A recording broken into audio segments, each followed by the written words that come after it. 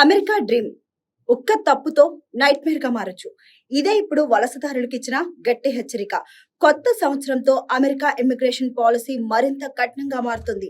అక్రమ వలసలను అడ్డుకునేందుకు అధ్యక్షుడు డొనాల్డ్ ట్రంప్ ప్రభుత్వం గట్టి చర్యలకు సిద్ధమైంది.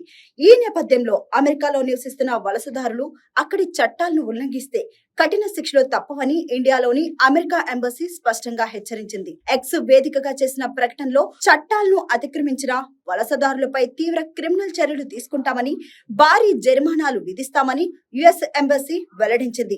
అమెరికా సరిహద్దులు, పౌరుల భద్రత విషయంలో రాజీ లేదని, ఈ అంశంలో అధ్యక్షుడు ట్రంప్ పూర్తిగా కట్టుబడి ఉన్నారని స్పష్టం చేసింది. అక్రమంగా అమెరికాలోకి ప్రవేశించిన చట్టాలను పట్టించుకోకపోయినా పరిణామాలు తీవ్రంగానే ఉంటాయని హెచ్చరిక ఇచ్చింది. ఇదే సమయంలో H1B, H4 వీసాల అపాయింట్మెంట్లు ఆలస్యం కావడంతో భారత్ లో వేలాది మంది చిక్కుకుపోయారు.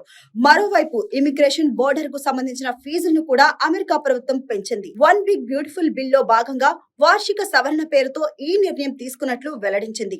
మొత్తానికి అమెరికాలో జీవితం ఇక సడలింపుల మీద కాదు, కఠిన నియమాల మీదనే సాగనుంది. వీసా ఉన్నా, ఉద్యోగం ఉన్నా చట్టాల పట్ల నిర్లక్ష్యం చేస్తే భవిష్యత్తే ప్రమాదంలో పడుతుంది. అమెరికాలో ఉండాలంటే నియమాలు తప్పనిసరి.